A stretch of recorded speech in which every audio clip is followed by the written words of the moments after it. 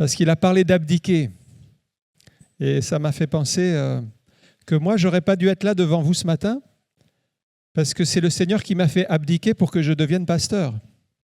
Parce que ce n'était pas mes plans, ce n'était pas mes projets.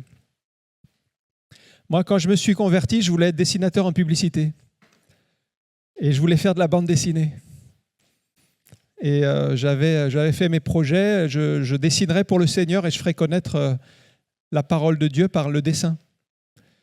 Et donc, lors d'une colonie de vacances, parce que j'avais quand même à cœur de servir le Seigneur, donc j'étais moniteur de colonie de vacances, comme disait Henri Pierre, apporter la parole aux enfants, c'est vraiment quelque chose de formidable. Donc, je vous encourage, si vous ne l'avez jamais fait, de vous lever pour devenir moniteur ou monitrice des enfants. Et dans cette colonie-là, une des monitrices, moi je m'occupais des ados pendant la colonie, et la monitrice qui s'occupait des tout-petits, les 3-5 ans, elle vient me voir avec un papier de la part du Seigneur, elle me dit « J'ai reçu un verset pour toi ». Et moi, la première pensée que j'ai eue, j'ai pensé cette fille, elle est un peu bizarre. C'est la première pensée que j'ai eue. Elle est un peu bizarre. Elle entend des voix, elle entend des choses, et elle me dit à moi. Et je l'ai un peu jugée. Je vous le dis, honnêtement, je l'ai un peu jugée, mais j'ai eu tort. Parce que c'était vraiment Dieu qui la conduisait. Mais je me suis dit, elle est bizarre quand même. Et elle m'a donné un verset qui était dans le livre de 1 Samuel, qui est celui où David est choisi par Dieu pour être roi, et surtout il était jeune. Et ce verset qui dit « L'Éternel ne regarde pas à l'apparence, mais il regarde au cœur ».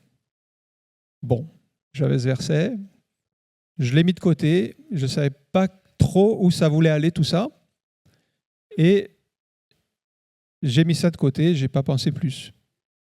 Mais il y avait quand même un choix de Dieu sur un jeune. Moi, j'étais jeune, j'avais une vingtaine d'années. Et donc, 2 jours ou 3 jours après, le pasteur réunit tous les moniteurs et il fait une sorte de soirée pour les moniteurs où il a donné un verset à chacun. Il y avait même le personnel qui était là, tout le monde avait un verset. Et donc, il y avait un temps spirituel, puis un repas. Et là, le verset qui m'a été attribué, c'était dans Zacharie, « Si tu marches dans mes voies, tu seras appelé à te tenir dans la maison de Dieu et à servir dans mes parvis, dans la maison de Dieu. » Bon, moi, servir le Seigneur, oui, mais moi, c'était pour la bande dessinée. Et puis, la dame qui est à côté de moi, qui était dans le personnel, elle me dit « Ah, ça, c'est un verset, on dirait c'est un appel à devenir pasteur. » Elle me dit comme ça. Mais moi, je ne voyais pas du tout l'appel à devenir pasteur dans le verset. Et surtout, je ne voulais pas être pasteur. Pourquoi ? Parce que mon arrière-grand-père était pasteur, mon grand-père était pasteur, et mon père était pasteur. Et je ne voulais surtout pas être pasteur. Et donc, j'ai rejeté cette pensée, j'ai mis de côté. Et quand on résiste à Dieu, Dieu nous poursuit.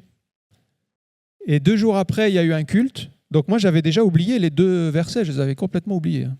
Mis de côté, pour moi, ça ne voulait rien dire. Arrivé au culte, un don spirituel. Pourquoi résistes-tu ? Dieu t'appelle à son service, lève-toi aujourd'hui. Et là, ça devient de plus en plus précis, ça devient pesant, si bien que quand cette personne donnait le don spirituel, m'est revenu en mémoire les 2 versets que j'avais mis de côté. Et là, je suis sorti du culte, j'étais convaincu. J'ai abdiqué, j'ai renoncé à mes projets et j'ai dit, Seigneur, que ta volonté soit faite. Si tu m'appelles, je suis prêt à te servir.